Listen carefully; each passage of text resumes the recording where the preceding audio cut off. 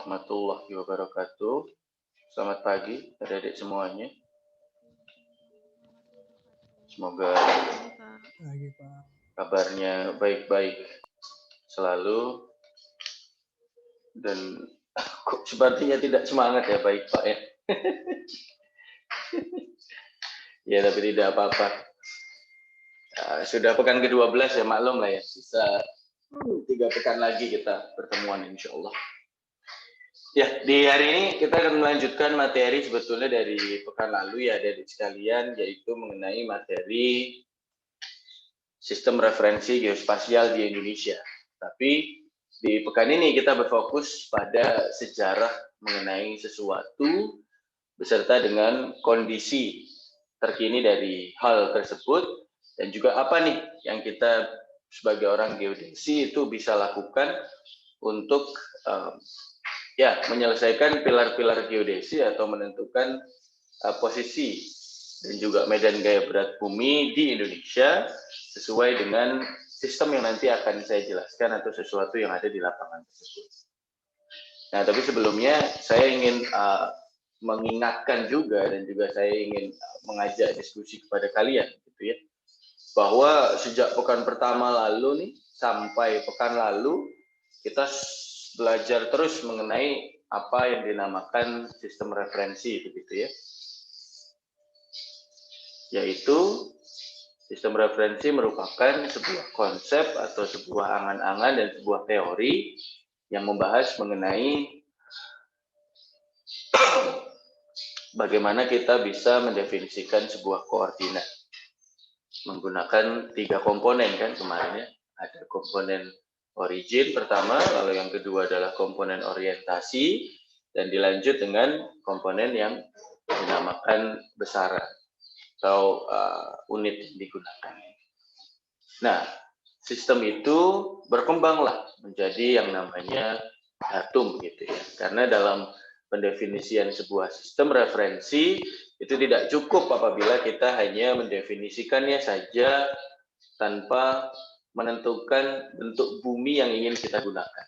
Nah, karena itu di dalam konsep datum geodetik kita tidak hanya menggunakan origin, orientation, dan juga besaran atau unit, tapi kita juga menambahkannya dengan 2 komponen yang lain, yaitu komponen dari bentuk bumi yang kita gunakan.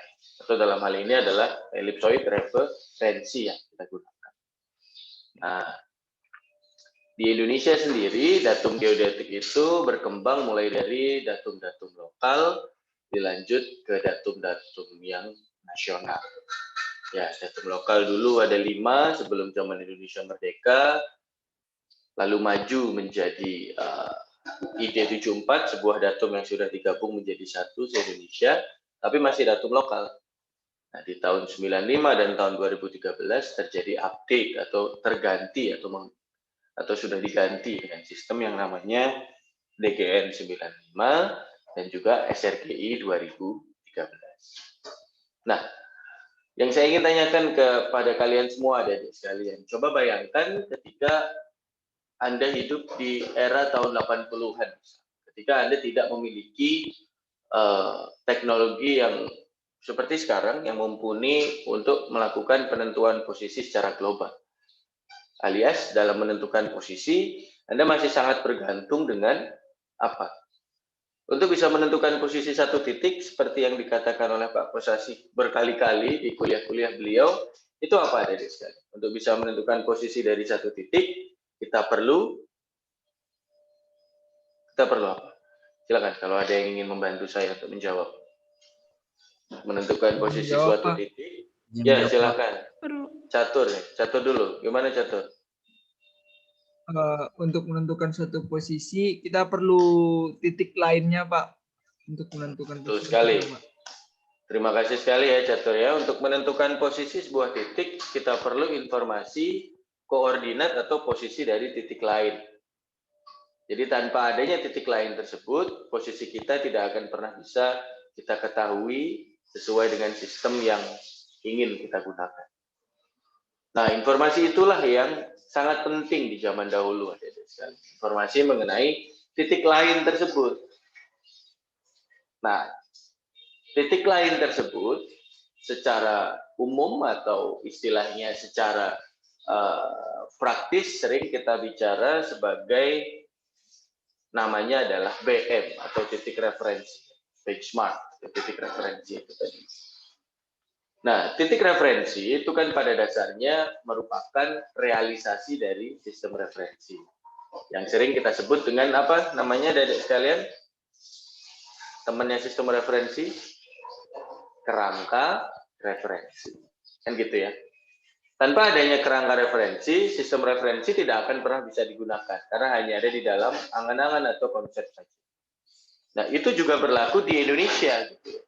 Ketika Anda dulu let's say hidup di tahun 80-an atau mungkin kakek nenek Anda atau mungkin ayah ibu Anda merupakan seorang ahli geomatika yang dulu bekerja di tahun 70-80 ketika kita masih memiliki ID 74.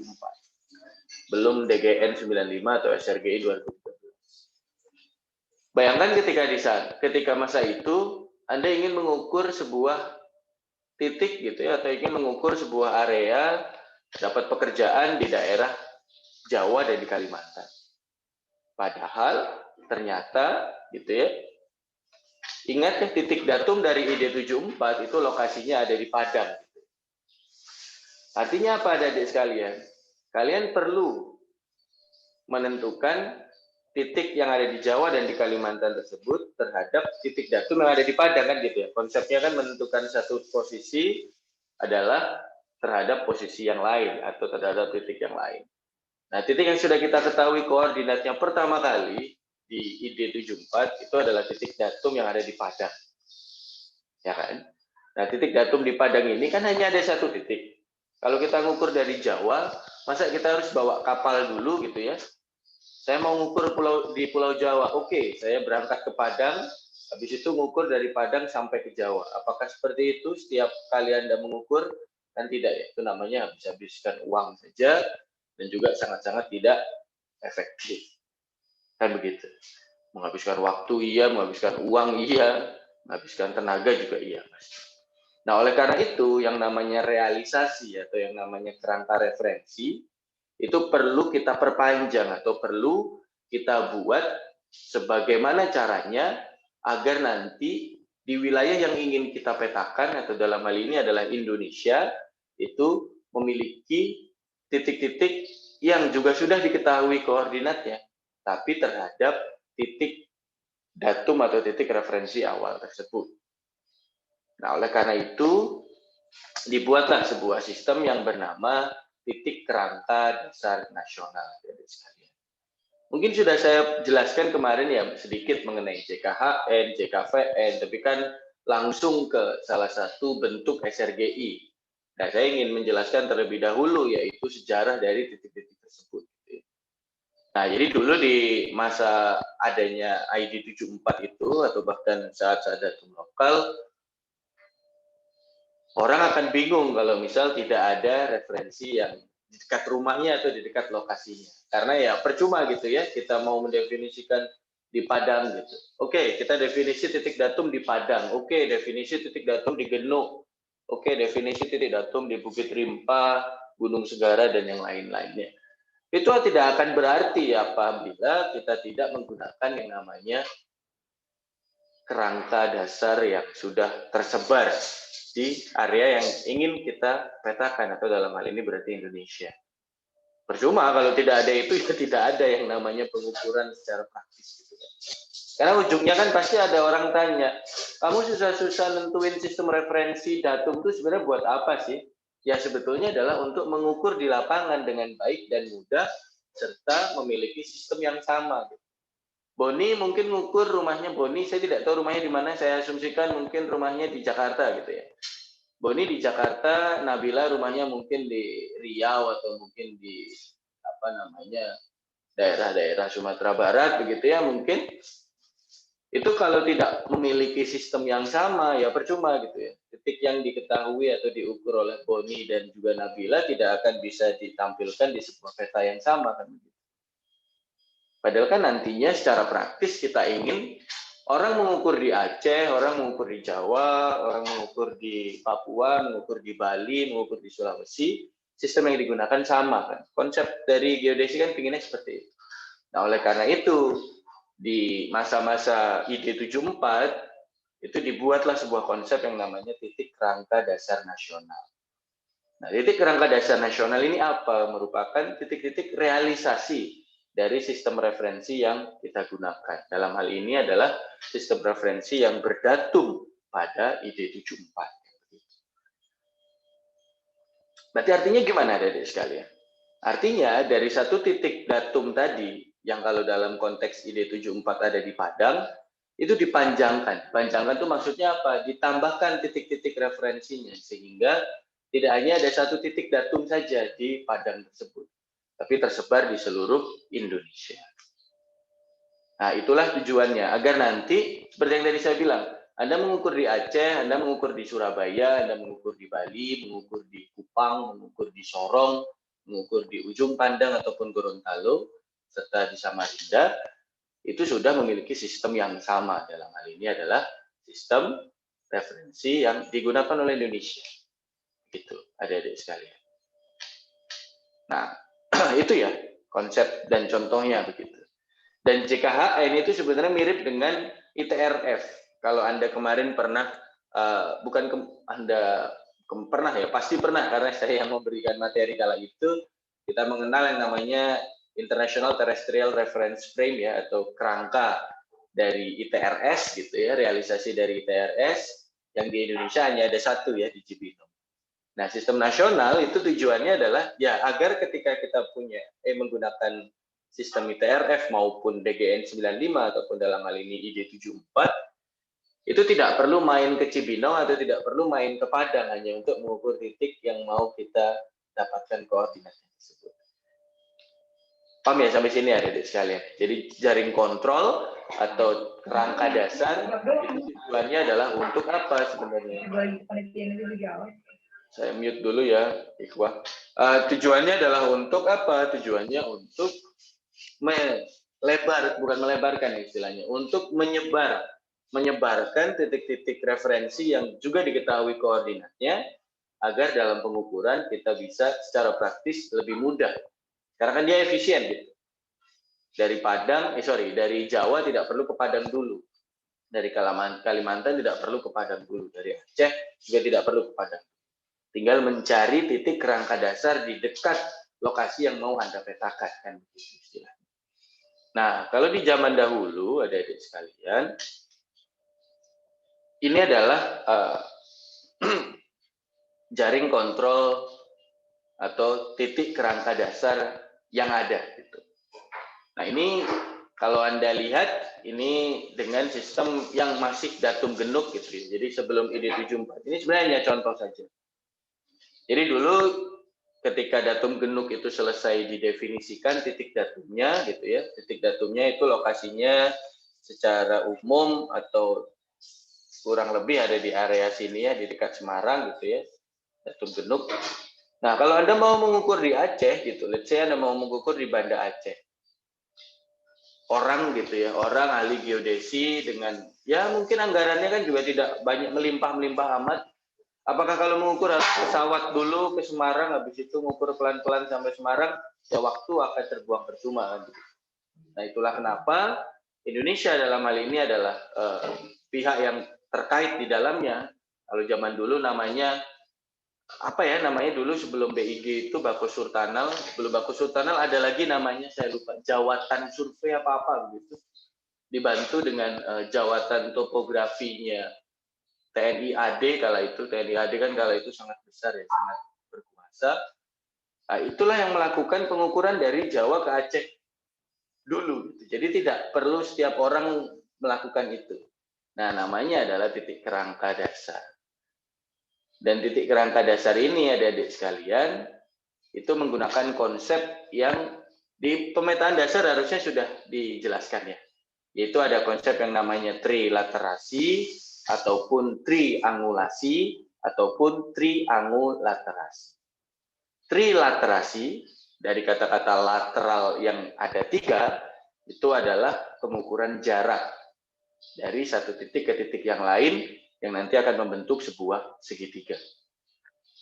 Kalau triangulasi itu dari kata-kata angular dan juga tri atau tiga, berarti dia mengukur sudut dari dari titik-titik yang nanti membentuk segitiga. Jumlah titiknya ada 3, makanya jadi segitiga. Ingat ya, kalau laterasi, trilaterasi itu berarti pakai jarak. Triangulasi berarti pakai sudut. Nah, kalau triangulaterasi, kesimpulannya apa adik sekalian kalau triangulaterasi? Mengukur sudut dan jarak, Pak. Betul sekali. Terima kasih Nabila ya. Mohon maaf tadi skala cepat ya. Jadi jawabannya betul, yaitu menggunakan sudut dan jarak. Triangulaterasi berarti menggunakan sudut dan jarak. Nah, seperti yang sudah pernah saya sampaikan di beberapa pekan yang lalu, dulu zaman datum genuk sedang ada di Indonesia, teknologi tidak semaju sekarang. Mengukur jarak itu susah. Yang bisa kita lakukan adalah mengukur sudut. Nah, makanya zaman datum genuk itu kita tidak menggunakan trilaterasi ataupun triangulaterasi. Karena kita masih belum memiliki teknologi yang mumpuni untuk mengukur jarak yang jauh secara langsung. Makanya pakai triangulasi atau pakai sudut saja. Nah, ini adalah gambar dari titik-titik hasil triangulasi yang didapatkan dari titik datum genuk. Jadi zaman dulu, misal kayak kakek nenek Anda adalah orang geodesi, ingin mengukur di daerah Aceh menggunakan sistem datum genuk, itu tidak perlu jalan ke Jawa hanya untuk mengukur dari datum genuk.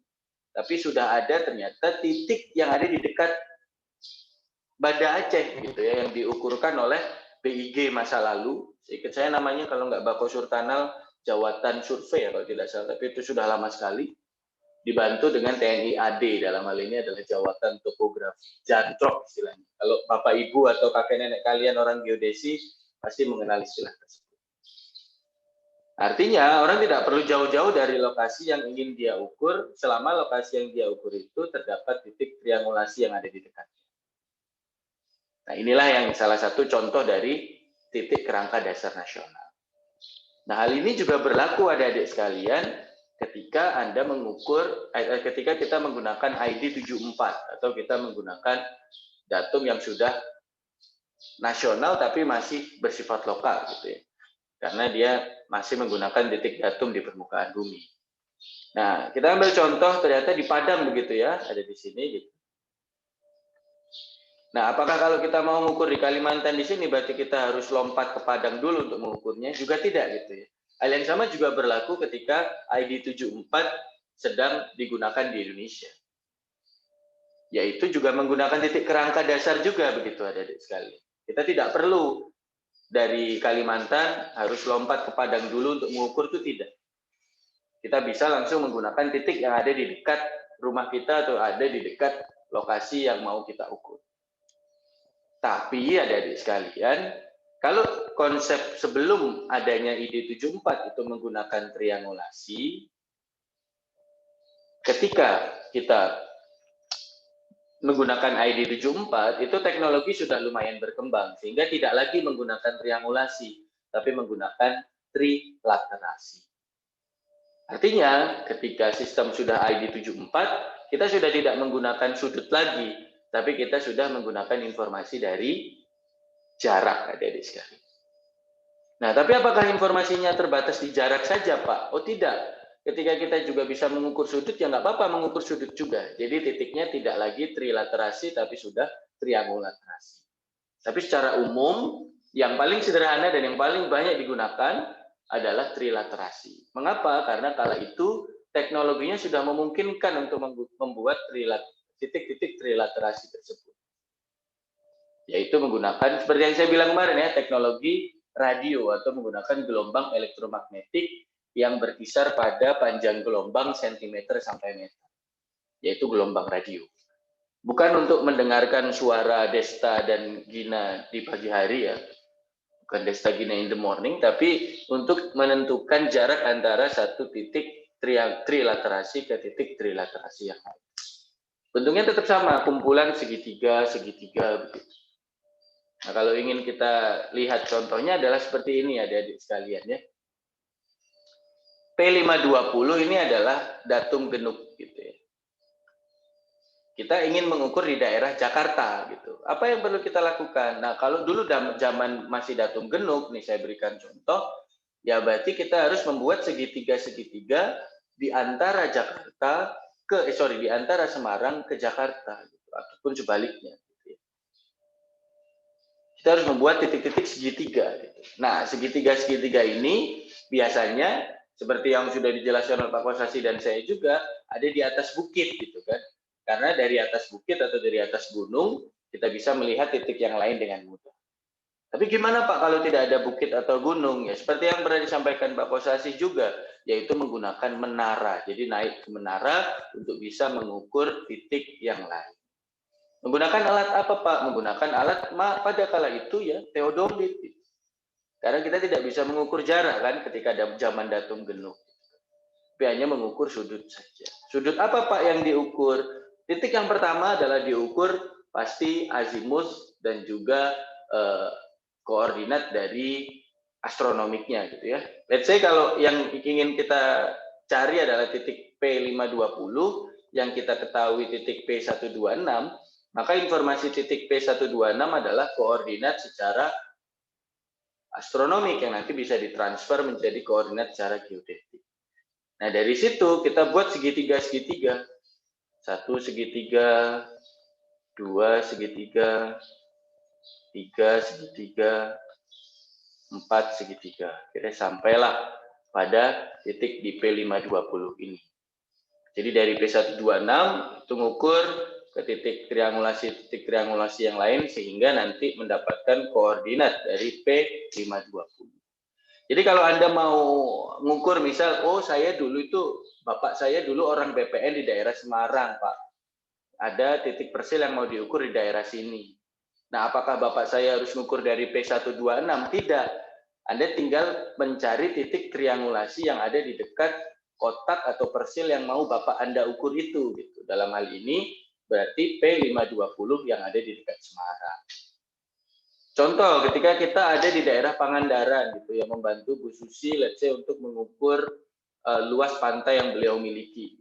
Apakah kita harus menunggu atau harus mentransfer titik dari P126 dulu, Pak? Berarti kita berangkat ke Jakarta, baru nanti pelan-pelan ke mana namanya ini, Padalarang hanya untuk mengukur? Jawabannya adalah juga tidak. Karena pada dasarnya, seperti yang tadi saya sampaikan, yang namanya titik kerangka dasar, itu tujuannya adalah untuk melebarkan atau untuk menyebarkan titik-titik referensi yang mereferensikan dirinya terhadap titik datum yang ada, agar Anda ketika mengukur itu tidak perlu ke titik datum tersebut, gitu. Tidak perlu ke titik referensi yang jauh. Jadi dalam konteks ini, ketika Anda ada di Padalarang membantu Bu Susi mengukur, Anda tidak perlu jauh-jauh ke Jakarta, Anda tinggal mencari titik triangulasi yang ada di dekat area yang mau Anda ukur tersebut. Nah, konsepnya selalu akan seperti itu ya adik-adik sekalian ya. Mau Anda pakai SRGI 2013, mau nanti Anda pakai ternyata sudah ada sistem yang lebih baru lagi ya di Indonesia, mau nanti Anda pakai sistem ITRF ataupun ternyata mau pakai WGS 84, konsepnya adalah tidak perlu ke tengah atau tidak perlu ke titik datum untuk mengukur area titik yang mau Anda ukur gitu. Konsepnya adalah dengan mencari titik kerangka atau mencari kerangka referensi yang ada di dekat lokasi yang mau Anda ukur. Makanya kan kalau Anda ingat kuliah kemarin yang berujung menjadi tugas, saya minta Anda untuk mencari titik JKHN dan JKVN di dekat rumah Anda. Nah, itulah usaha saya untuk memberi pemahaman kepada Anda bahwa kalau Anda itu mau mengukur, let's say di dekat rumah Anda tidak perlu mampir ke Genuk, ke Jakarta, ataupun ke Padang untuk mulai mengukurnya. Gitu. Tapi Anda bisa mampir ke dekat rumah Anda, ataupun ke titik terdekat dari rumah Anda, dan Anda mulai bisa mengukur dari situ, menuju ke titik yang mau Anda ukur. Kan begitu. Paham ya? Dari sini ya, sampai sini ada sekali. Jadi, yang namanya titik kerangka dasar itu adalah membantu kita geomatikawan atau geodet untuk melakukan pengukuran di lapangan. Sehingga kita tidak perlu menuju atau tidak perlu mengukur koordinat yang ingin kita ukur itu dari titik yang sangat jauh, dari titik datum atau mungkin dari titik kerangka kontrol yang, let's say kalau mau ITRF ataupun WGS 84 kan berarti kan harus ke Cibinong ataupun ke Filipina. Nah, itu kan terlalu jauh gitu. Ya kecuali kalau mau main-main ya beda lagi. Kalau untuk mengukur secara praktis kan itu kan sangat tidak efektif, efisien dan menghabiskan banyak waktu. Begitu adik-adik sekalian. Itulah sejarahnya dari titik kerangka dasar. Nah, titik kerangka dasar inilah yang nanti akan menelurkan yang namanya jaring kontrol. Jadi sebenarnya kalau ditanya, Pak, titik kerangka dasar atau jaring kerangka dasar, ya, jaring kerangka gitu ya, itu sama nggak sih Pak dengan jaring kontrol? Sama gitu adik-adik sekalian. Kalau Anda bilang jaring kerangka nasional JKN dengan jaring kontrol nasional itu sama nggak? Ya sama sebetulnya. Titiknya tujuannya sama, gunanya sama, yaitu menjadi titik referensi dari pengukuran-pengukuran geodesi yang akan kita lakukan. Secara praktis istilahnya, agar orang tidak perlu ke titik datum atau tidak perlu ke pusat bumi hanya untuk mengukur titik yang akan ditentukan koordinat. Nah, kalau Anda ingin melihat contohnya ya adik-adik sekalian, contoh dari titik-titik triangulasi atau trilaterasi itu seperti apa Pak? Nah, seperti ini. Jadi kalau Anda mungkin pernah main ke bukit gitu ya, maka Anda akan ada yang namanya tugu ya. Mungkin kalau orang zaman sekarang ini ngomongnya tugu ya. Sebenarnya adalah benchmark atau bukti fisik dari yang namanya titik datum atau yang namanya titik kerangka dasar tersebut. Nah, kalau Anda perhatikan, ini contohnya adalah di Lawu ya kalau tidak salah ini. Nah, dari Lawu ini Anda bisa melihat ke bukit yang ini, bisa melihat bukit yang sini kan, bisa melihat bukit yang sini. Maka untuk memperluas jaringan dari jaring kontrol ataupun titik jaring kerangka yang kita punya, nanti dari sini ada orang yang akan berangkat ke gunung atau bukit yang ada di sini. Atau gunung yang ada di sini dan gunung yang ada di sini. Nah, menggunakan teodolit, orang yang nanti memberdirikan alat teodolit di sini, itu akan mencari bagaimana caranya bisa sampai menemukan sudut yang dibentuk dengan orang yang ada di gunung ini dan di gunung yang ini. Jadi bikin kayak semacam apa namanya sudut begitu nanti adik-adik sekalian. Nah, ke sini.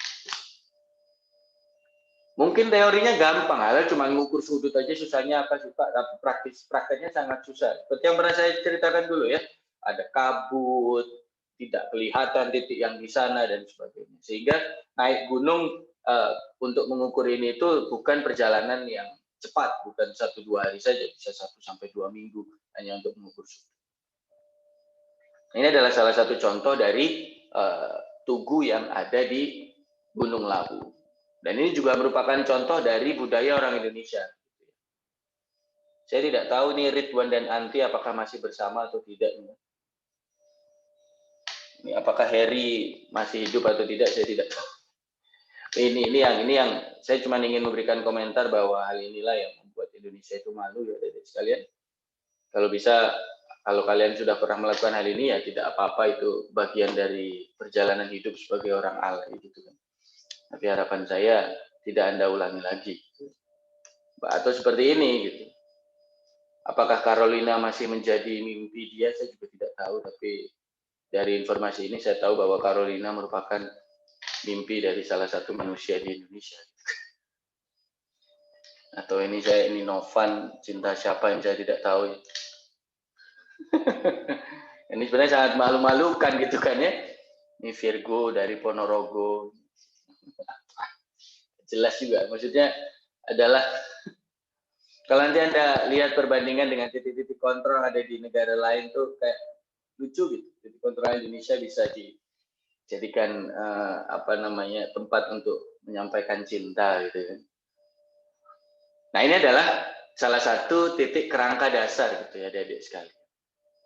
Nah, titik kerangka dasar ketika momen sudah berubah alias ketika zaman itu sudah maju dari dari datum lokal ke ID 74 lalu berangkat ke DGN 95 gitu ya adik-adik sekalian ya. Nah, itu juga sudah berubah juga cara untuk mengukur titik kerangkanya. Kalau dulu gitu ya adik-adik sekalian, saya ingin sampaikan seperti yang kemarin lah ya saya jelaskan di masa-masa di penjelasan mengenai GWIT bahwa JKHN dan JKVN dulu itu berbeda. Kenapa berbeda? Ya karena ini adik-adik sekalian. Sekarang saya tanya, kalau Anda mengukur sudut, ini kan pakai sudut ya, triangulasi, Anda bisa menemukan tinggi dari P520 dari P126 tidak kira-kira? Jawabannya adalah tidak bisa ya, karena Anda hanya mengukur sudut. How come orang mengukur sudut bisa tiba-tiba mengukur tinggi? Tidak bisa. Artinya, di zaman datum lokal dulu dan juga di zaman ID74, konsep dari pengukuran triangulasi, trilaterasi, ataupun triangulaterasi itu pada dasarnya hanya mengukur horizontal saja. Maka dari itu keluarlah sebuah hal yang namanya JKHN, adik-adik sekalian.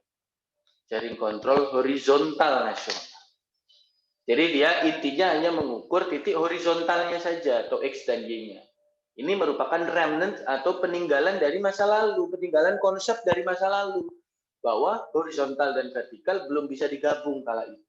Karena apa? Ya karena teknologi yang kita gunakan dan juga geometri yang kita gunakan dalam pengukurannya, itu hanya memungkinkan kita untuk mendapatkan koordinat horizontal saja gitu ya.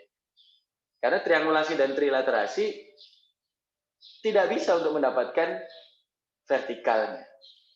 Nah, akhirnya kalau ada orang tanya, lah terus ketinggian di P126 dan di P520 itu bagaimana, Pak? Timbullah yang namanya JKVN ini, adik-adik sekalian, yang kemarin sudah saya jelaskan di masa-masa GeoWIT gitu ya. Suara saya masih terdengar, adik-adik sekalian? Masih clear nggak suara saya? Halo? Halo? Halo? Masih, Pak. Pak. Ya, thank you. Terima kasih atas Masih, Pak. jawabannya. Ya. Putus-putus, Pak. Masih, Iya, Pak. Pak. Terdengar, Pak. Oke. Terima kasih. Kita lanjut ya. Nah, mana ini kok hilang. Nah, ketika kita ingin tahu tinggi, ini kan P126 dan P520. Pada dasarnya, saya hapus dulu lah biar warnanya tidak membingungkan. Saya ganti warnanya jadi merah lagi dulu. Nah, ketika kita bilang JKHN itu isinya apa, Pak? Ya, isinya hanya koordinat X dan Y saja. Atau dalam hal ini berarti lintang dan bujur saja gitu ya. Lintang dan bujur saja. Ini adalah JKHN. Karena zaman dulu koordinat X dan Y itu bisa digunakan melalui cara triangulasi, trilaterasi, ataupun triangulaterasi. Nah, kalau ada orang tanya, saya itu sudah tahu X, Y-nya Pak, tapi saya itu ingin tahu Z dari titik P520, Z dari P126 agar nanti bisa saya ukur tinggi pantai dari permukaan laut yang dimiliki oleh Ibu Susi. Ini saya pakai apa? Ya pakai sebuah jaring kontrol yang lain. Ini saya ingatkan zaman dulu kali ya. Namanya adalah JKVN, adik-adik sekalian, jaring kontrol vertikal nasional. Yang mana jaring kontrol ini dicari menggunakan metode waterpass atau sifat datar. Aduh, jangan pakai ini, saya pakai annotate saja biar tulisannya lebih jelas. Menggunakan metode waterpass atau sifat datar. Nah, sifat datar ini apakah sama, Pak? Sistemnya dari Jakarta ke Semarang itu terus begitu? Tidak ya, adik-adik sekalian ya. Kalau di zaman dulu, seperti yang saya jelaskan di penjelasan GeoWIT kemarin gitu. Anda menggunakan titik muka laut rata-rata di pelabuhan atau di pantai terdekat yang Anda pakai. Kan begitu konsepnya. Jadi kalau dalam konteks di Jawa ya berarti dari Tanjung Priok atau dari Perak. Nah, kalau di Semarang gimana? Ya berarti ada dua opsi seperti yang kemarin saya bilang juga dalam masa-masa dalam penjelasan GeoWIT ya. Yang pertama adalah Anda tarik titik dari Semarang Anda tarik titik dari pantai Tanjung Perak di sini sampai ke Semarang menggunakan waterpass. Atau metode yang kedua adalah Anda mengukur pasut untuk mendapatkan tinggi muka laut rata-rata di dekat tempat yang mau Anda ukur. Dalam hal ini berarti mungkin di Tanjung Mas di mana Semarang, lalu diukur menggunakan WP ke titik yang mau Anda ukur kan. Jadi artinya apa? Zaman dahulu adik-adik sekalian, JKHN dan JKVN itu dua hal yang terpisah. JKHN menggunakan titik kerangka dasar yang didapatkan dari triangulasi, trilaterasi, ataupun triangulaterasi. Kalau JKVN itu merupakan juga titik kontrol, tapi diikatkannya ke mana? Diikatkannya ke MSL dari pelabuhan-pelabuhan tertentu. Sehingga informasi MSL atau tinggi muka laut rata-rata di pelabuhan tersebut juga perlu ditentukan. Sehingga adanya yang namanya stasiun pasut. Nah, jadi untuk JKVN itu menggunakan bantuan dari stasiun pasut dan juga menggunakan bantuan dari apa? Dari titik-titik JKVN tersebut. Paham ya sampai sini adik-adik sekalian ya? Jadi ada dua, ada JKHN dan JKVN. JKHN adalah untuk menentukan posisi XY atau lintang dan bujur. JKVN adalah untuk menentukan yang namanya tinggi dari geowit atau menentukan tinggi dari permukaan laut. Permukaan laut yang dipakai yang mana ya? Setiap pulau ada pelabuhan-pelabuhannya tersendiri, tapi tidak semua. Maksudnya tidak menggunakan seluruh pelabuhan, capek nanti ngukurnya. Sehingga kalau Anda tanya, lah terus bentuk JKVN kayak apa Pak? Ya bentuk JKVN adalah satu, titik-titik pengukuran pasang surut yang dilakukan oleh BIG dan Jantrop. Dua, yaitu titik-titik yang ada di permukaan bumi yang memang didesain untuk perpanjangan dari titik yang ada di pinggir pantai tersebut. Alias titik JKVN tersebut itu menyimpan informasinya adalah tinggi ortometrik. Begitu adik-adik sekalian. Ini zaman dulu nih, zaman dulu itu ada JKN dan JKVN. Itulah kenapa kalau Anda lihat di mana namanya tuh, kalau Anda lihat di srgi.pig.go.id, itu masih terpisah antara JKHN dan JKVN. Karena pada dasarnya masih ada beberapa titik yang belum seberapa diketahui secara teliti koordinat X dan Y-nya maupun koordinat Z-nya. Jadi memang ada yang masih hanya sebagai JKHN saja, ada yang masih sebagai JKVN saja di SRGI. Tapi itu sebenarnya hanyalah peninggalan masa lalu. Istilahnya itu adalah sisa-sisa dari masa-masa Belanda ataupun masa-masa ketika belum ada datum global.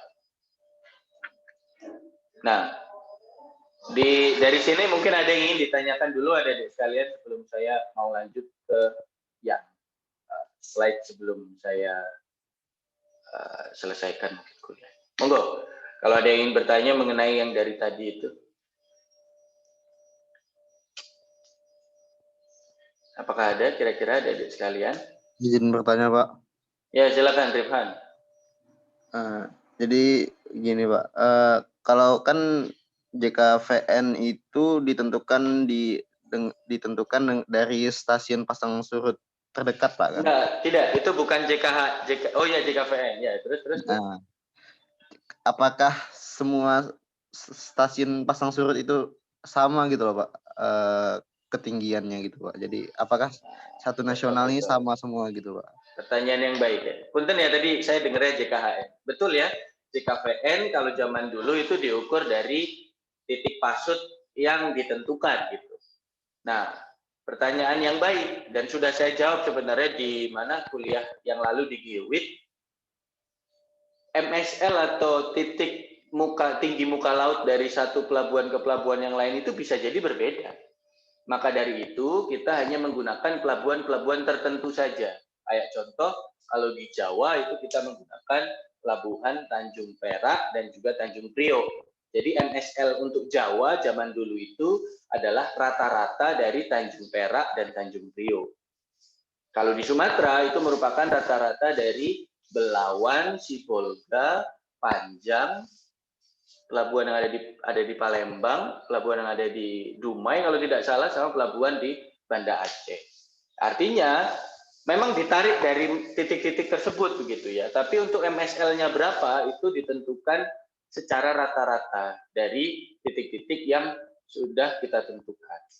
Jadi agar ketidaksamaannya itu hilang begitu, Rifhan. Jadi misal contoh, Anda mengukur dari perak satunya, lalu yang anak Rifhan mengukur dari perak. Terus habis itu Ikhwah mengukur dari Priok misal. Nah, ternyata di perak itu MSL-nya 250 cm, di Priok MSL-nya 200 cm gitu. Nah, itu nanti harus dirata-rata dulu, 250 dan 200. Oh, berarti rata-ratanya 225 kan begitu ya, secara tidak langsung kan. Nah, ketika rata-ratanya 225 tersebut, berarti nanti ketika Anda ukur dari Priok, kan berarti kan 200 yang Anda anggap 0. Dari perak kan 250 yang Anda anggap 0 kan begitu. Karena yang namanya JKVN kan 0-nya adalah dari tinggi muka laut rata-rata di stasiun pasang surut yang Anda ukur kan gitu. Tapi nanti ketika sudah selesai mengukur, untuk pengukuran yang didapat dari Tanjung Priok itu harus ditambah dikurangi 25 karena nolnya ternyata bukan di 200 tapi nolnya ada di 225. Sebaliknya, yang kamu ukur dari perak karena awalnya nolnya adalah berarti 250 harus ditambahkan dengan 25 karena ternyata nolnya tidak di sini lagi nih, tidak di 250. Tapi ada di 225. Berarti kalau misal kamu, let's say ya, ngukur satu titik dari Tanjung Perak. 250 itu anggap 0, oh ternyata tinggi titik yang saya dapat dari Tanjung Perak adalah 1,5 meter. Alias 1,5, kalau Anda ukur berarti dari 0 yang 250 itu, terus, oh ternyata dapat 1,5 meter nih, gitu kan. Nah, ketika sistemnya sudah 1 Jawa, mau Anda jadikan itu JKVN, maka 1,5 meter harus Anda tambahkan dengan 25 cm. Karena 0 yang dari perak tadi 250 itu ternyata bukan 0 yang kita gunakan. 0 yang mau kita gunakan adalah 225, yaitu rata-rata dari Tanjung Priok dan Tanjung Perak. Sampai sini mudeng nggak, Rifhan? Mudeng, Pak, mudeng. Nah, berarti artinya betul diukur dari stasiun pasut terdekat, tetapi nanti tidak langsung digunakan tingginya. Anda harus melakukan perata-rataan dulu sesuai dengan pulau yang digunakan. Zaman dulu konsepnya seperti itu. Ya, semoga menjawab. Ada lagi satu lagi, silahkan apabila ada yang ingin ingin bertanya lanjut mengenai JKHN dan JKVN tersebut. Ada, silakan. Izin bertanya, Pak. Gimana Nabila Putri? Jadi untuk dulu kan konsepnya Pak, kalau untuk JKHN kan itu pakai stasiun pasut. Kalau misalnya sekarang JKHN, JKVN sama tinggi kerangka dasar itu masih sama Pak di zaman sekarang. Maksudnya kan datumnya udah berbeda gitu Pak. Apa masih sama konsepnya? Terima kasih Pak. Ya, terima kasih juga atas pertanyaannya. Pertama-tama saya luruskan dulu ya, yang dari pasut itu bukan yang H, tapi yang V. Nabila tadi bilangnya JKHN dari pasut, bukan ya? Yang dari pasut itu JKVN, vertikal. Horizontal itu dari titik datum. Horizontal itu ngukur pakai teodolit, vertikal ngukur pakai waterpass. Saya ulangi ya. Horizontal mengukur pakai teodolit, mengukur sudut atau jarak, triangulasi atau trilaterasi. Kalau tinggi itu pakai beda tinggi alias waterpass. Dan tinggi itu untuk vertikal. Jadi pada dasarnya XY adalah koordinat horizontal yang diselesaikan di JKHN, V atau Z atau tinggi itu diukur dari JKVN. Itu yang mau saya benarkan dulu Nabila ya, jangan sampai salah. JKHN bukan dari pasut, JKHN adalah dari titik datum menggunakan teodolit. JKVN dari waterpass, dari titik pasut baru menggunakan waterpass atau sifat datar. Nah, pertanyaan yang baik itu sebenarnya konsep masa kini adalah yang mau saya jelaskan sekarang. Tapi nggak apa-apa, maksudnya saya berhenti untuk nanti menjelaskan yang nanti akan mau menjadi jawaban dari pertanyaan Nabila. Tapi intinya ada sedikit perubahan paradigma atau ada sedikit perubahan konsep dari pengukurannya. Nah, nanti akan saya jelaskan bagaimana. Tapi sebelumnya saya tanyakan dulu, mungkin ada satu lagi yang mau bertanya mengenai konsep JKHN dan JKVN di masa lalu tersebut, ada adik sekalian.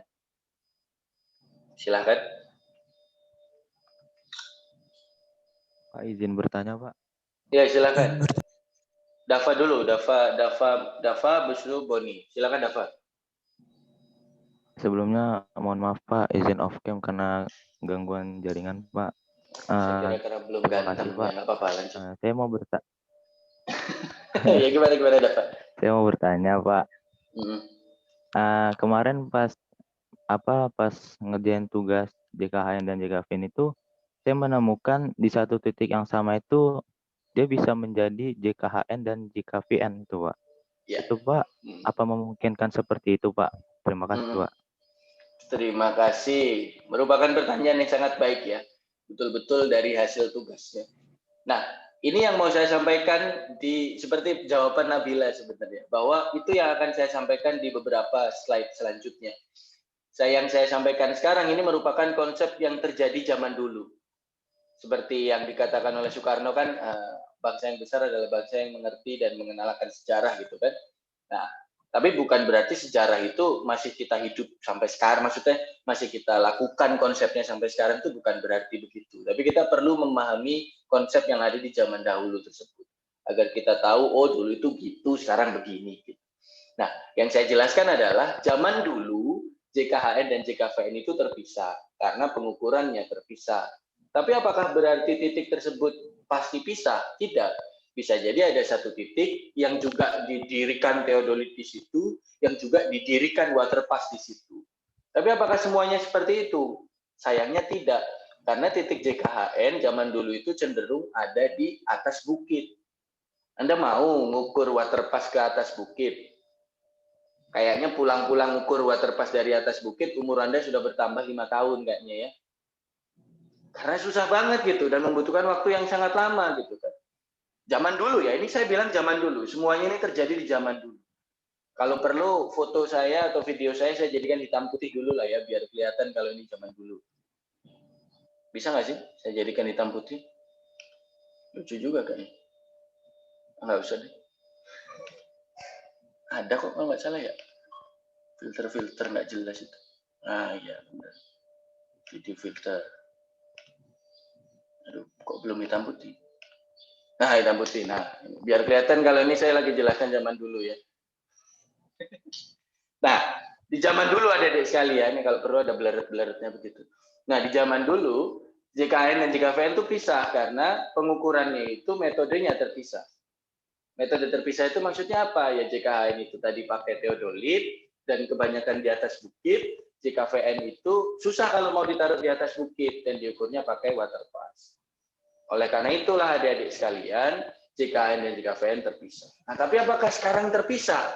Jawabannya sudah jelas tidak, seperti yang ditemukan oleh Dava dan beberapa teman-teman yang lain, bahwa ternyata JKHN dan JKVN sekarang itu sudah bergabung. Satu titik sudah mewakili JKHN dan JKVN. Itu yang nanti akan saya jelaskan di beberapa menit lagi setelah saya menjawab pertanyaan Boni. Semoga menjawab, Dava. Apakah sekiranya menjawab, Dava? Atau ada yang mau ditanya lagi, silakan. Sudah, Pak. Terima kasih banyak, Pak. Sudah, Pak. Sama-sama. Silakan, Dava. Nah, atau begini aja. Oh, jangan. Ini aja deh. Nah, silakan, Boni, gimana? Ada pertanyaan apa, Boni? Masih di-mute ya, Boni? Oh ya, baik Pak. Pertanyaan saya singkat aja Pak. Kan di zaman dulu kan masa lalu itu kan di Gen 95 pakai JKN sama JKVN itu sebagai titik tinggi geodesi. Kalau yang sekarang kan nih SG 2013 pakai geoid, yang mau saya tanyakan, berarti stasiun pasut itu masih ada fungsinya nggak Pak kalau misalnya itu pakai indeks seperti itu? Terima kasih. Pertanyaan sangat bagus sekali ya. Terima kasih Boni. Pertanyaan yang sangat bagus dan menurut saya sudah lumayan advance tuh pertanyaannya. DGN kan pakai TTG Pak. Apakah berarti SRGI itu sekarang sudah karena pakai geoid tidak pakai pasut lagi? Nanti akan kita cari tahu. Pada intinya saya ingin jawab dulu ya bahwa stasiun pasut itu sampai sekarang masih berguna gitu, walaupun kita sudah menggunakan yang namanya geoid. Karena apa? Seperti yang saya jelaskan di kelas kemarin, penentuan geowit di Indonesia itu masih berkembang. Orang Indonesia itu masih belum, gimana ya, model geowit yang dimiliki Indonesia itu masih belum bagus, saya bisa bilang begitu. Artinya masih belum banyak tempat-tempat yang bisa dipercaya gitu kan. Oke, bisa dipercaya, tapi tidak bisa dipercaya dengan baik sekali gitu, tidak. Kita perlu melakukan pengecekan dan kita perlu melakukan pengembangan. Nah, dalam proses pengembangannya itu diperlukan stasiun pasut. Jadi stasiun pasut masih tetap ada gunanya. Tapi nanti gunanya tidak seperti yang Anda temukan di sini lah istilahnya. Nah, untuk masuk ke slide ini, maka saya merubah video saya menjadi video yang agak futuristis ya, walaupun tidak futuristis amat, karena sekarang kita berpindah ke, bisa begini ya, bisa pink begini, nggak deh. Nah, saya kembalikan, ini udah tanpa filter ya, tidak pakai BB berapa 612, nah nggak pakai begitu. Lanjut. Nah, di masa kini ada di sekalian, kan itu kemarin tadi saya jelaskan dari datum lokal dan juga dari ID74. Nah, ketika sudah masuk ke DGN 95, kita belum bicara SRGI, kita masih bicara DGN dulu. Ketika kita bicara DGN 95, DGN 95 kan sudah menggunakan yang namanya sistem penentuan posisi global atau GPS atau GNSS kan begitu. Nah, sistem GNSS ini itu sudah bisa menentukan titik atau posisi dari sebuah titik di permukaan bumi secara global. Gitu. Tidak perlu lagi lah yang namanya tadi gitu. Anda menarik dari titik datum dan sebagainya, tidak. Karena pada dasarnya sudah ditentukan terlebih dahulu datumnya, yaitu datum global itu. Gitu. Dan kita mengukur terhadap datum global tersebut pada dasarnya. Nah, tapi kan pertanyaan besarnya adalah GPS kan tidak semua orang memahami. Itu satu. Dua, orang juga tidak semuanya memiliki GPS kan. Oke lah, HP Anda punya GPS. Kayak HP saya ini ada GPS. Ya, ada GPS. Tapi apakah GPS ini itu GPS yang baik? Kan tidak. GPS yang kita punya di HP itu kan memiliki ketelitian mencapai 6 meter. Kalau Anda cuma mau Sherlock ke gebetan Anda biar bisa dijemput, mah nggak apa-apa. Beda 6 meter mah tetap satu rumah. Gitu kan. Tapi kalau Anda mau menentukan kecepatan dari sebuah lempeng gitu kan. Anda mau menentukan persil gitu. Beda 6 meter, bacok-bacokan itu nanti orang yang Anda ukurkan kan. Ini tanah saya, oh bukan ini tanah saya, beda 6 meter. Panjangnya 10 meter dan 60 meter persegi. Harga 1 meter persegi di Bandar Lampung nih, perumahan saya ini, di depan rumah saya itu sudah berapa juta? Harga 1 meter persegi. 60 meter persegi, oh bacok-bacokan. Kalau kata orang Jawa ya, carok nanti ya. Kalau kata orang Madura. Artinya apa? Pengukuran menggunakan GPS, walaupun sekarang sudah tersedia secara umum, itu tersedianya tidak secara teliti yang secara umum itu. Gitu. Paham nggak maksudnya? Jadi masih membutuhkan bantuan dari titik kontrol gitu, masih membutuhkan titik kerangka. Karena tanpa adanya titik kerangka, ya orang umum atau orang praktisi geodesi akan kesusahan untuk mengukur titik yang mau dia ukur, apalagi kalau dia tidak punya GPS. Karena ingat, satu receiver GPS yang bundar itu tuh harganya bisa mencapai 300 sampai 500 juta. Ya, kalau kemunduran, wah ya kelar, mobilnya langsung dijual ya untuk mengganti GPS. Tapi ya kalau mau GPS Cina juga ada yang murah sih, 150 sampai 200 itu ada. Tapi kalau mau bagus, kayak milik kita, di Tera kan kita punya Leica ya, itu harganya bisa sampai 300 sampai 500. 2 kali lipat dari harga biasa. Tapi itu bagus gitu. Semoga kalian akan menemukan waktu ketika pandemi ini selesai untuk mengukur menggunakan alat tersebut. Ya, karena kan yang bayar juga melalui UKT pada dasarnya. Nah, artinya apa? Meskipun teknologi sudah berkembang di DGN 95, tapi kita tetap membutuhkan bantuan dari titik-titik kontrol gitu untuk bisa mengukur titik di lapangan. Karena tanpa itu kita tidak akan bisa yang namanya mengukur dengan baik. Mengukur bisa, pakai HP ini tentukan pakai mobile topographer, oh koordinat titik kontrol saya sekian, udah gitu. Ya bisa memang, tapi ketelitian yang jelek kan begitu. Dan ketelitian itulah yang menjadi seragam kita, adik-adik sekalian. Kita orang geodesi itu dengan bangga menyampaikan, sayalah orang yang paham mengenai ketelitian pengukuran. Titik di lapangan. Janganlah orang geologi, orang geofisika, lalu orang sipil ngaku-ngaku bisa ngukur. Enggak. Yang bisa ngukur, ya kita semua bisa ngukur. Anak D1, anak SMK bisa ngukur. Tapi apakah lebih paham mengenai ketelitian? Kita orang S1 geodesi lah ya.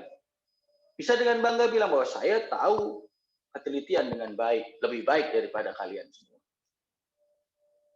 Itu yang nanti kita jual gitu, adik-adik sekalian.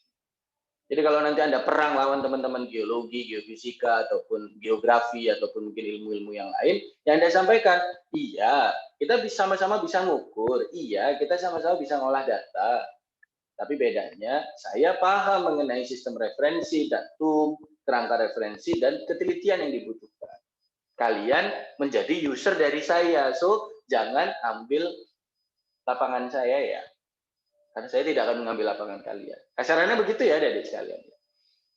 Nah, yang berubah dari konsepnya adalah karena GPS itu sudah bisa menentukan X, Y, dan Z, tidak hanya X, Y saja, maka titik-titik kontrol yang sekarang ada di bumi ini, kecenderungannya sudah tidak horizontal atau vertikal lagi, tidak. Tapi sudah bisa menentukan koordinat secara 3 dimensi, X, Y, dan Z. Kalau zaman dulu, aduh masih nggak bisa nih. Kalau zaman dulu, satunya XY, satunya Z, satunya JKHN, satunya JKVN, satunya pakai theodolit, satunya pakai waterpass, satunya diukur dari titik datum, yang satu diukur dari stasiun pasut, kan gitu. Dengan adanya GPS atau GNSS, itu sudah tidak seperti itu lagi. Sudah bisa yang namanya mendapatkan X, Y, dan Z. Perlu digarisbawahi, di stabilo, di bold, di italic, di underline, diapain terserah. Dan, ada dan-nya. Jadi bisa dapat X, Y, dan Z. Saya ulang, bisa dapat X, Y, dan Z. Alias apa? Berarti sekarang titik kontrol itu sudah tidak berpisah lagi JKHN atau JKVN, tapi sudah bisa dapat X, Y, dan Z. Dan konsep itulah yang digunakan mulai dari DGN. Konsep itulah yang digunakan dalam proses penentuan titik di DGN 95. Artinya, titik-titik yang digunakan sebagai jaring kontrol itu sekarang sudah tidak hanya menyimpan informasi X, Y, ataupun Z saja, tapi X, Y, dan Z.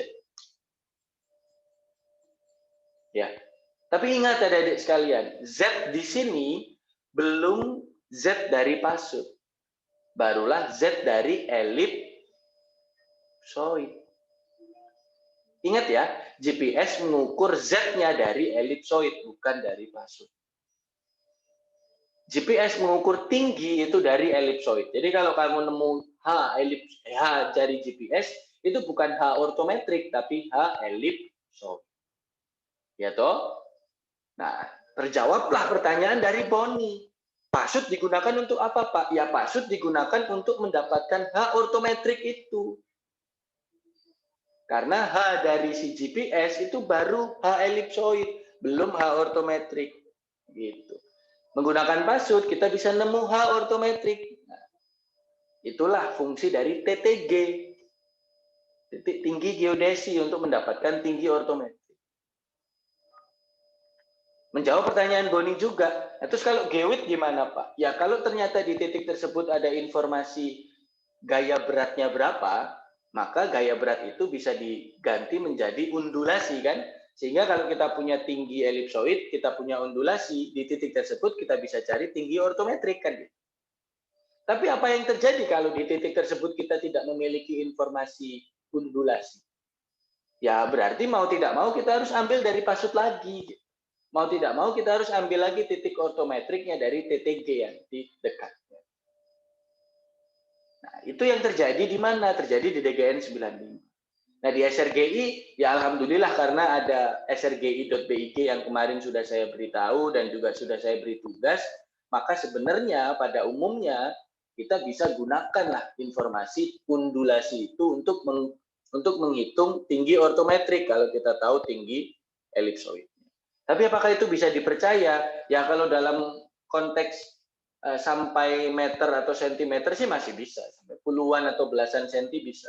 Tapi kalau tingginya mau Anda ukur sampai ketelitiannya mili, nah itu masih susah. Mau tidak mau memang masih harus ke PASUD atau masih harus dari TTG atau dari JKVN lah istilah. Itulah jawaban dari pertanyaan Boni.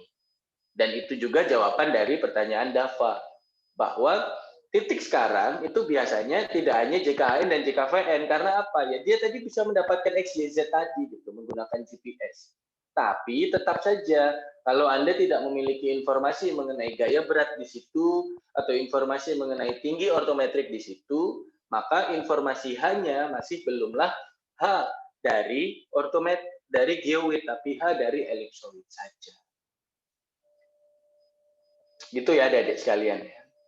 Nah, kalau Anda nanti tanya, Pak, di lapangan tuh bentuk BM atau bentuk JKN itu jaring kontrol geodesi, jaring kontrol horizontal atau jaring kontrol vertikal itu gimana sih?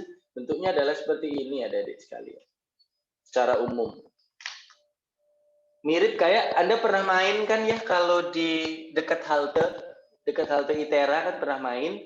Nah, di dekat halte itu ada yang mirip seperti ini, warna biru. Nah, itu adalah titik milik ITERA.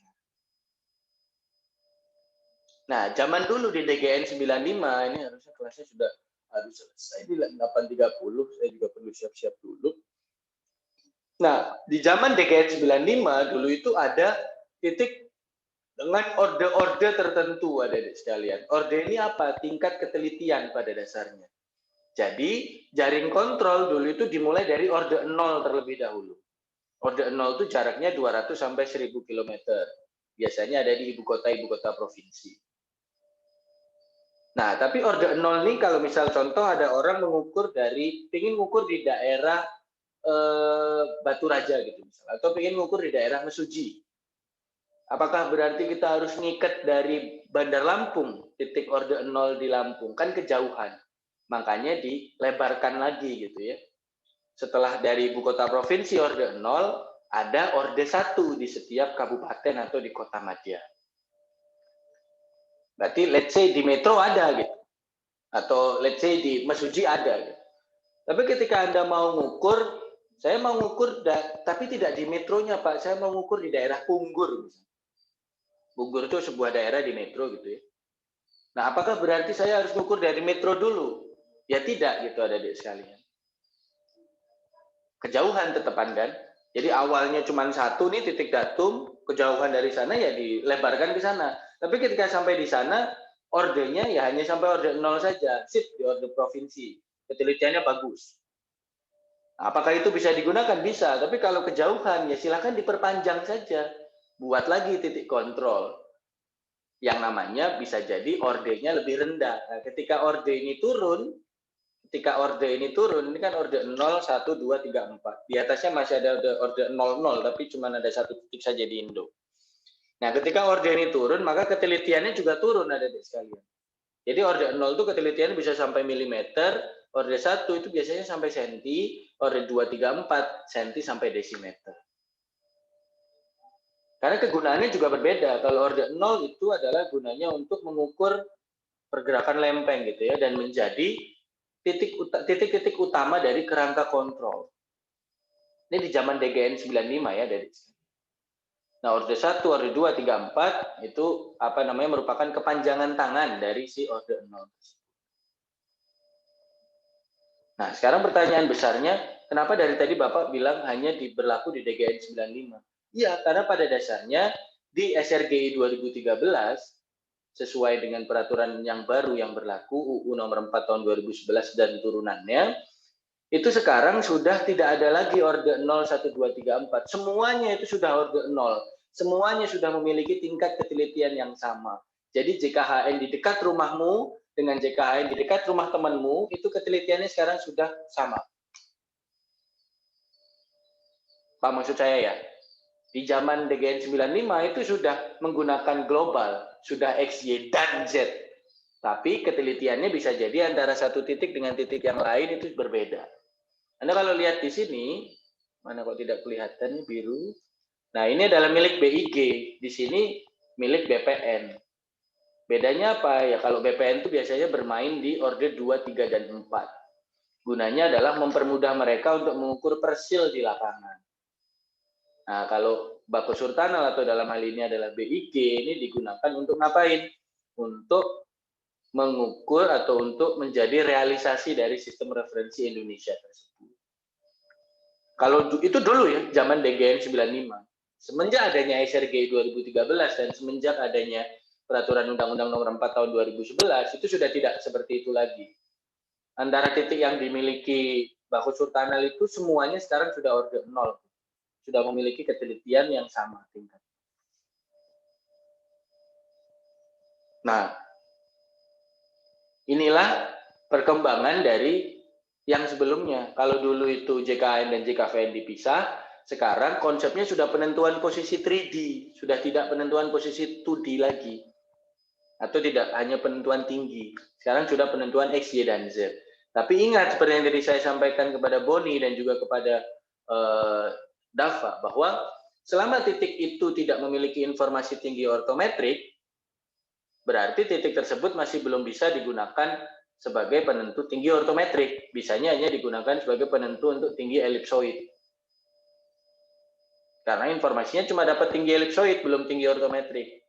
Agar bisa bagus, ya berarti harus punya tinggi tinggi ortometrik.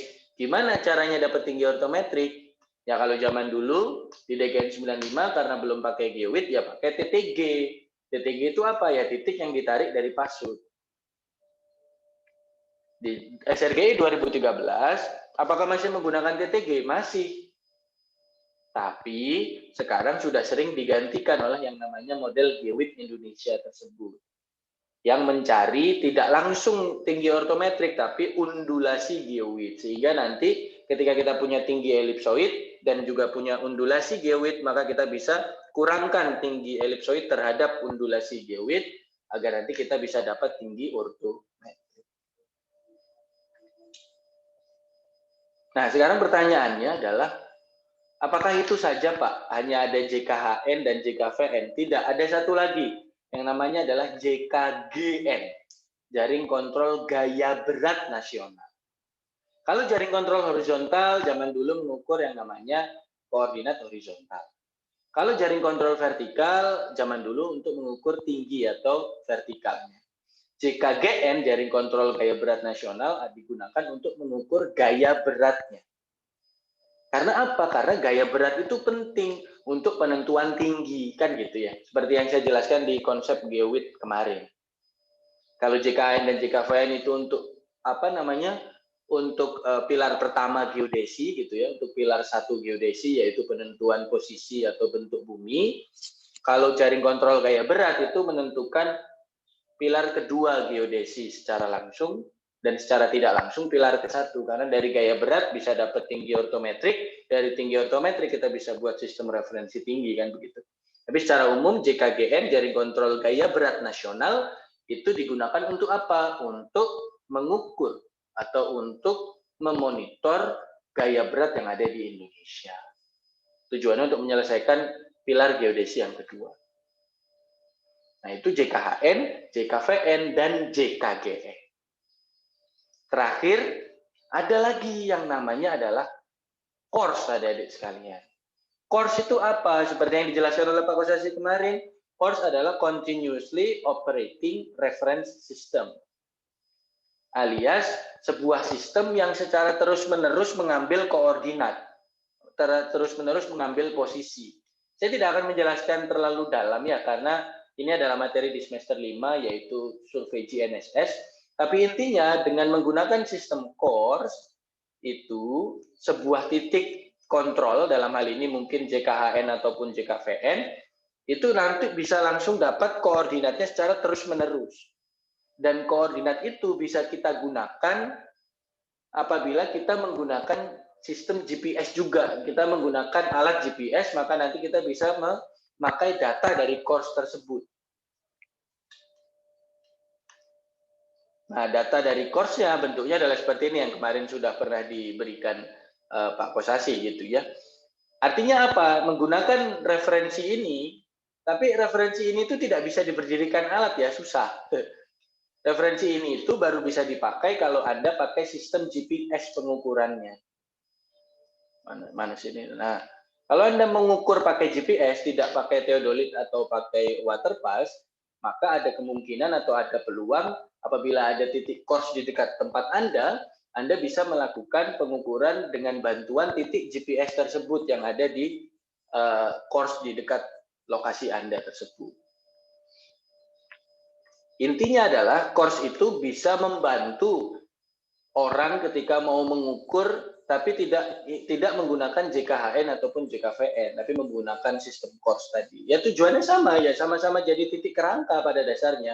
Tapi bedanya ini titik kerangka apabila kita pakai GPS. Kalau JKHN, JKVN kan kita kalau mau mengukur teristris tuh, either vertikal ataupun either horizontal. Mau pakai theodolite, total station, ataupun mau pakai waterpass. Nah itu adalah JKHN dan JKVN mainnya.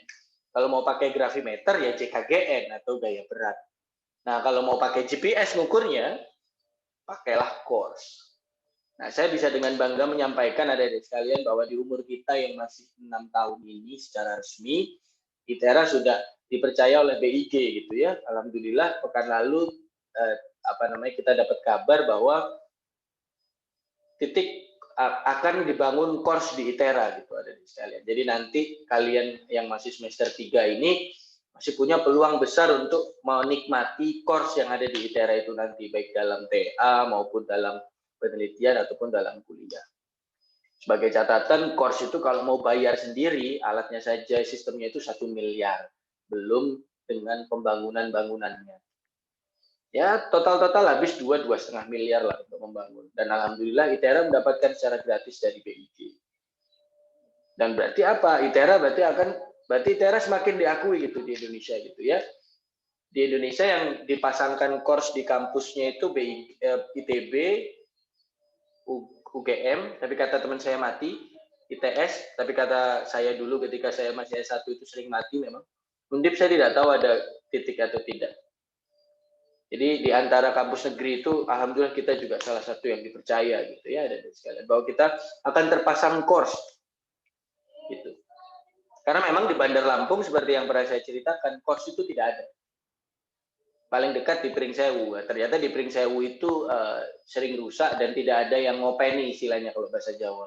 Ya udahlah, daripada rusak dan tidak teropeni ya dipindah ke ITERA gitu. Karena di ITERA orang-orang sudah percaya dan yakin bahwa ada yang bisa merawat. Yaitu ya kita-kita ya, Civitas Akademika Teknik Geomatika ITERA. Ya, semoga ikut bangga dengan kabar ini karena jujur saya bangga sekali gitu ya. Sebuah kehormatan untuk bisa dipasang titik course ya, dapat duit 1,5 sampai 2,5 miliar secara cuma-cuma berarti pada dasarnya bukan duit yang sedikit itu kan. Nah, itu jadi kesempatan bagi kalian untuk nantinya bisa meneliti, membuat KPTA ataupun ya belajar atau penelitian-penelitian yang lain menggunakan course tersebut. Wabil khusus kalau ada yang tertarik di KK Geodesi dan Hidrografi yang ada saya, Pak Satrio, Bu En dan juga Pak Redo. Itu nanti akan main di geodesinya. Nah, sebagai penutup adik-adik sekalian, ingin saya jelaskan juga atau saya tambahkan mengenai kondisi dari jaring kontrol yang ada di Indonesia sekarang. Mungkin Anda bisa lihat secara update lebih baik memang di srgi.big.go.id ya, tetapi bukan berarti informasi ini menjadi informasi yang tidak penting itu. Insya Allah menjadi informasi yang penting. Apakah terlihat ya adik-adik sekalian ya? Kelihatan kan? Nah, ini saya izin meminjam dari slide-nya mantan Kepala BIG. Kenapa saya sampaikan mantan? Karena di bulan Agustus kemarin beliau sudah turun, Pak Hasanuddin Z. Abidin. Nah, yang ingin menjadi fokus di kita di hari ini gitu ya, sedikit lagi materi mungkin 3-4 menit, adalah ini ya, Geodetic Control Network atau jaring kontrol geodesi. Jadi kalau Anda tanya, Pak, JKG itu isinya apa? Ya ini. Ada JKH, ya kan? JKV, dan ada JKG. Aduh, kok nggak bisa. Nah, JKG. JKH adalah horizontal, JKV adalah vertikal, JKG adalah gaya berat. dan pasut. Coba lihat di sini. Karena seperti yang tadi saya sampaikan, gaya berat dan pasut, saya juga sampaikan di kelas yang sebelumnya, pekan lalu, gaya berat dan pasut itu dua hal yang tidak bisa dipisahkan. Karena merupakan sama-sama representasi dari bentuk medan gaya berat bumi.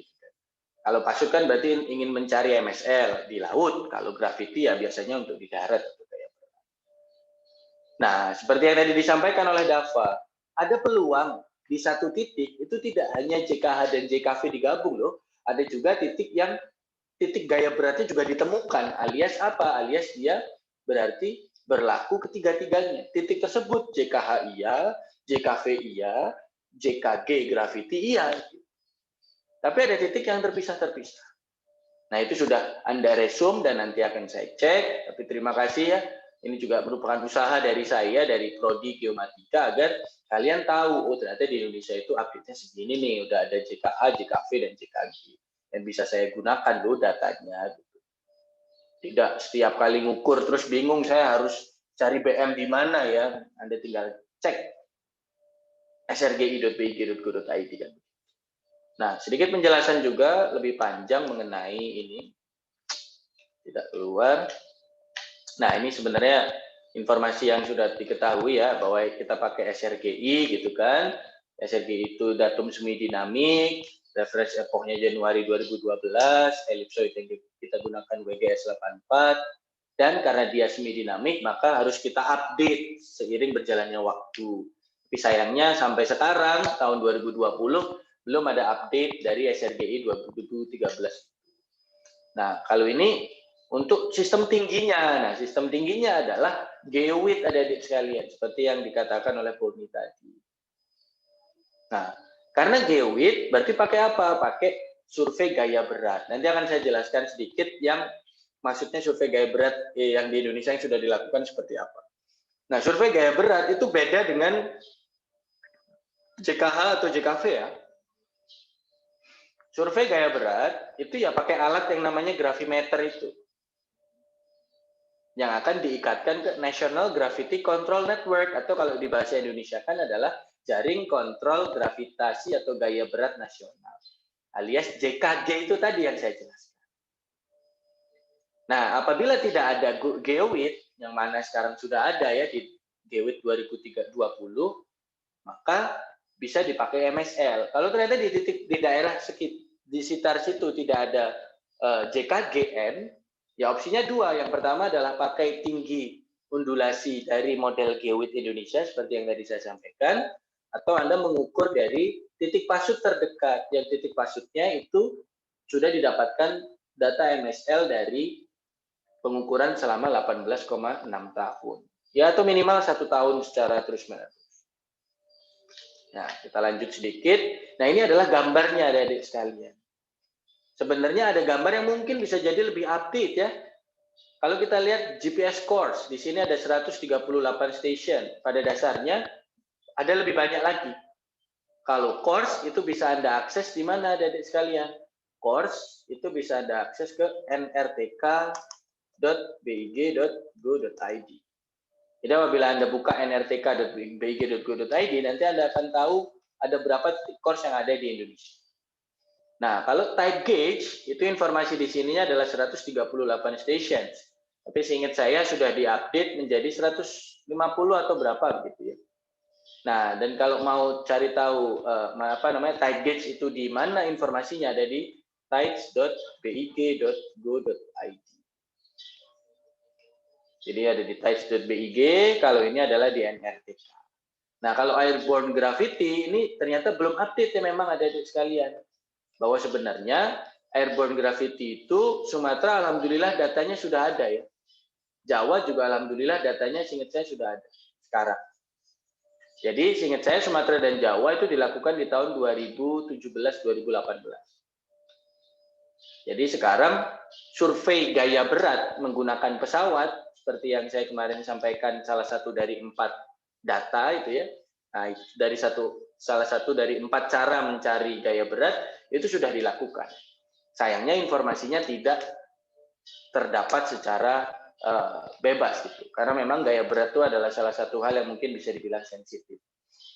Nah, tapi kalau Anda nanti berminat, nanti bisa kita cari, gitu, bisa kita dapatkan. Karena kebetulan saya masuk sebagai salah satu anggota muda lah istilahnya lah ya, yang masih bantu-bantu di KK atau di kelompok kerja Gewit ini.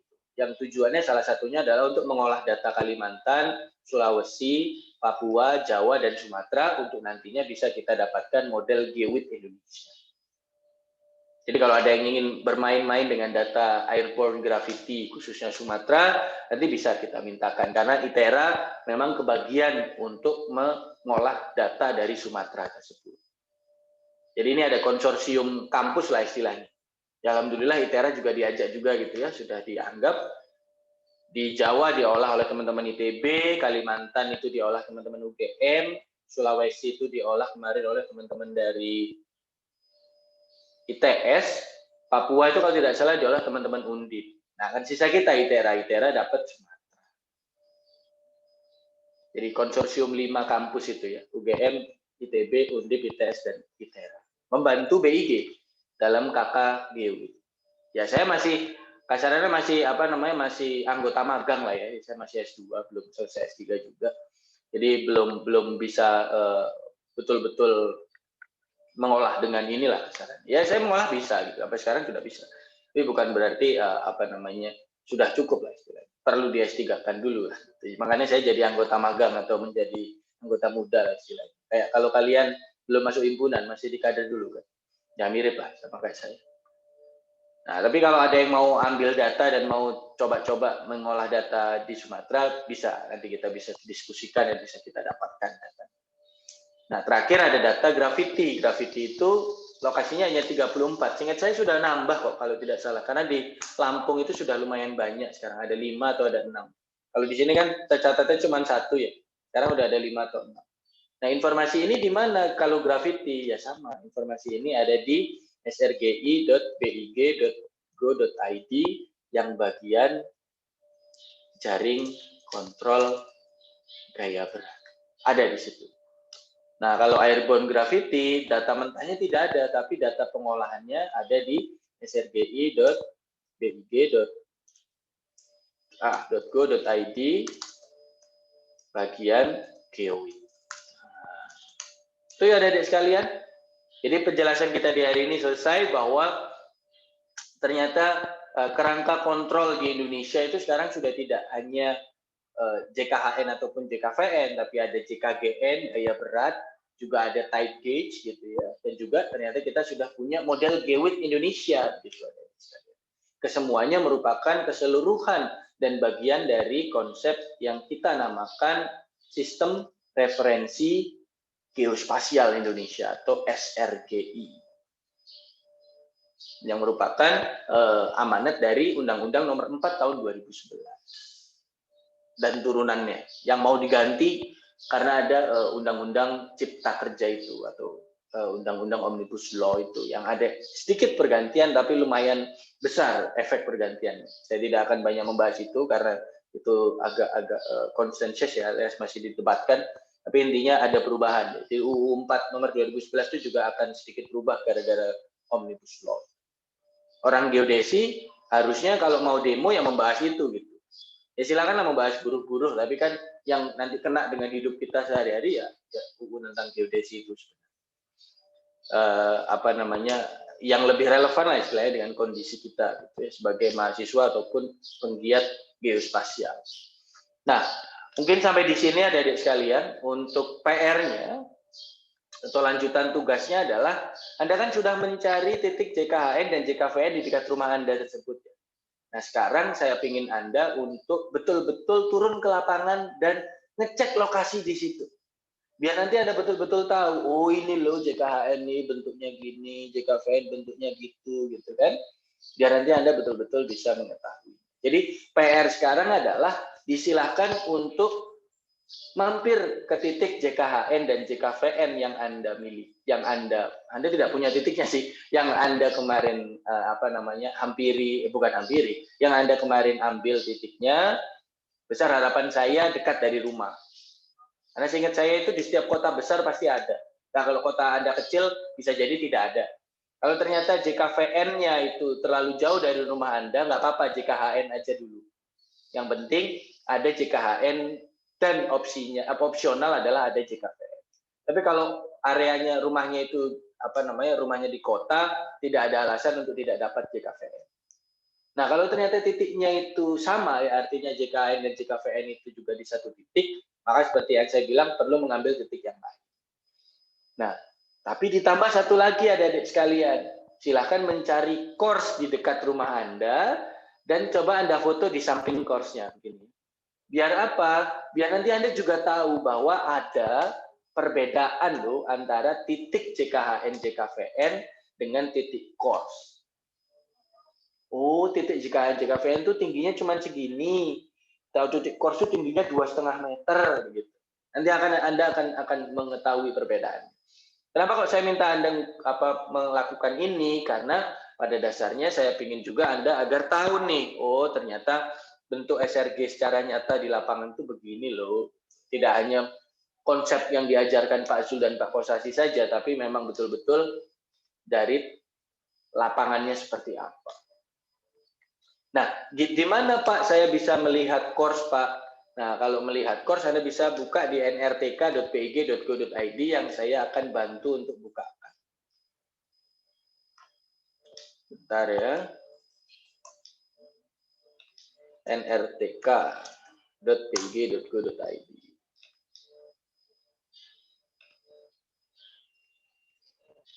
Kita buka di sini nrtk. Nah, sayangnya memang harus login dulu gitu ya. Tapi tidak apa-apa, tinggal bikin saja. Karena ini penting untuk kehidupan Anda sebagai ahli geomatika nanti, tidak hanya sekarang saja. Nah, kita bisa lihat di live status, site status. Jam berapa sih sekarang? 8.42.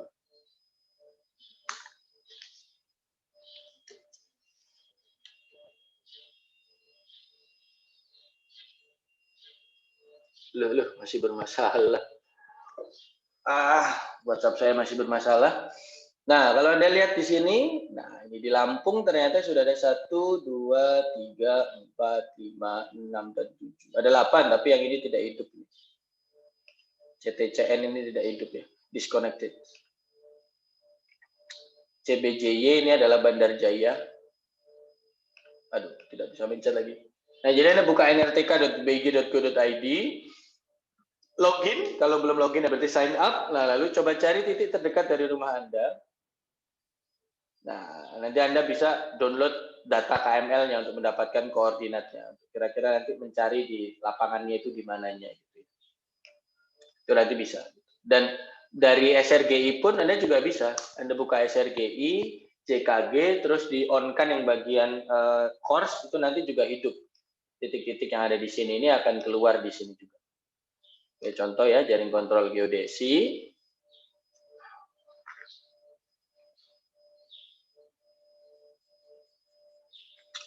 Masih loading, jam berapa ini? 8.43.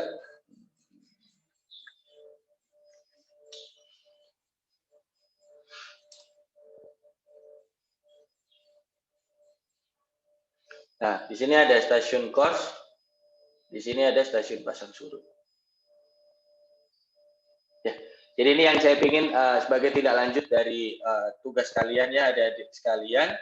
Yang pertama adalah mencari atau turun ke lapangan untuk memperlihatkan JKHN dan JKVN-nya. Kalau perlu foto begini, halo gitu ya. Nanti akan ada beberapa format yang akan saya berikan kepada Anda, bahwa kalau untuk mengukur atau untuk turun ke lapangan itu ada format yang harus dipenuhi. Nanti akan saya berikan formulir itu untuk bisa Anda isi. Nah, lalu selain itu silakan mencari titik course yang ada di dekat rumah Anda untuk nantinya kalau memang ternyata dekat dan memungkinkan, silakan mampir ke sana untuk melihat perbedaan antara course dan JKHN dan JKVN yang Anda temukan. Dan khusus bagi teman-teman yang ada di pinggir laut ya rumahnya, tidak jauh-jauh amat dari laut, disilakan juga apabila ingin nilainya menjadi 100, ditambahkan dengan informasi stasiun pasang surut. Jadi Anda, let's say rumahnya dekat Panjang, nah, mampir coba ke Panjang, cari stasiun pasang surut Panjang. Rumahnya ternyata di dekat Belawan misalnya, bisa dilihat. rumahnya di dekat Dumai ya bisa juga lihat, di dekat Sibolga gitu bisa lihat. Tapi kalau rumahnya di daerah Jambi, Sumatera Selatan atau let's say di Martapura, di Prabu Mulih atau misal di Batu Raja yang nggak usah maksa gitu, tidak mungkin nemu stasiun pasang surut gitu kan. Kasihan juga kalau harus ke Palembang hanya untuk cek stasiun pasang surut kan yang ya buang-buang inilah istilahnya. Artinya ini opsional saja. Kalau bisa ada yang menambahkan informasi itu agar nanti bisa menjadi contoh untuk teman-teman yang lain. Oh gini loh stasiun pasang surut itu, bentuknya rumahnya gimana dan ada foto di sebelahnya gini. Atau pose bapak-bapak begini. Nah, itu ya adik-adik sekalian.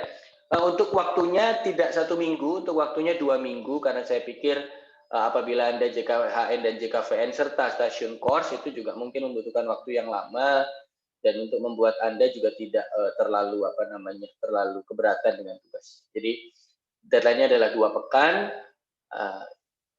Apa yang disuruh adalah mampir ke lapangan untuk ngecek JKHN dan JKVN itu di lapangan yang sudah Anda review di tugas 5 serta ditambahkan dengan stasiun course di dekat rumah.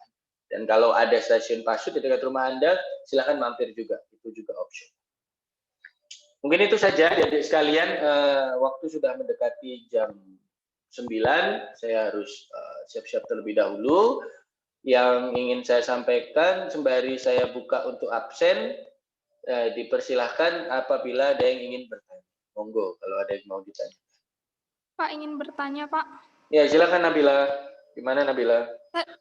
Berarti kita itu harus langsung ke titik JKHN sama JKVN ya Pak? Kenapa? Keberatan atau kejauhan atau bagaimana?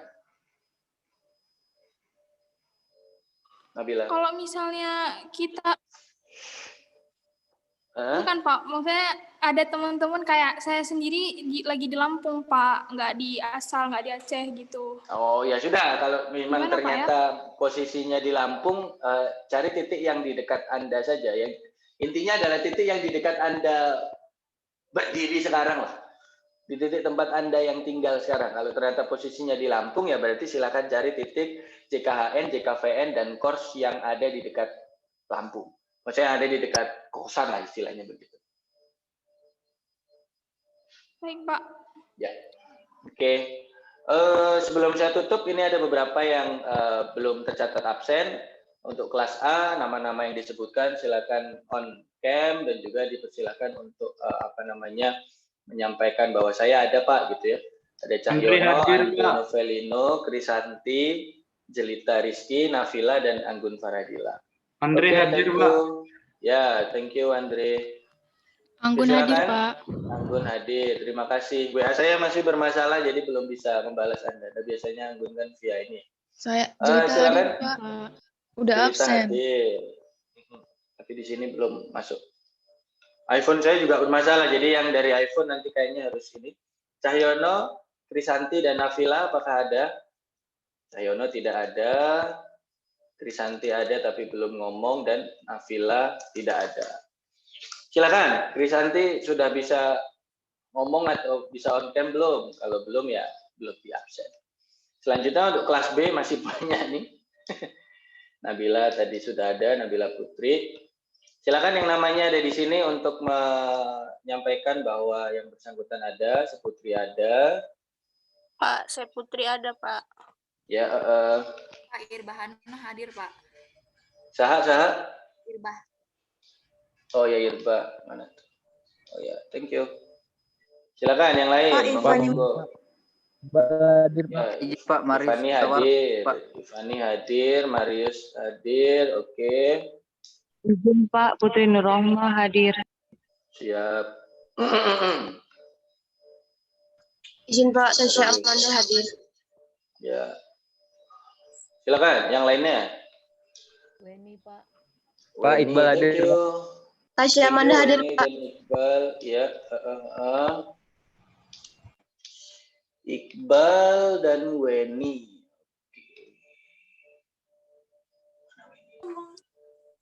Pak, izin Pak. Putri Maisaro hadir, Pak. Siap. Wah, HP-mu udah bisa nih. Beneran nggak salah nggak bisa ya? Ya udah oke. Yang belum? Sini ada Fauzi, Rangga, Bima, Tamara, dan Anggi. Saya tadi nemu Tamara deh kalau tidak salah. Tidak ada Tamara Agustina.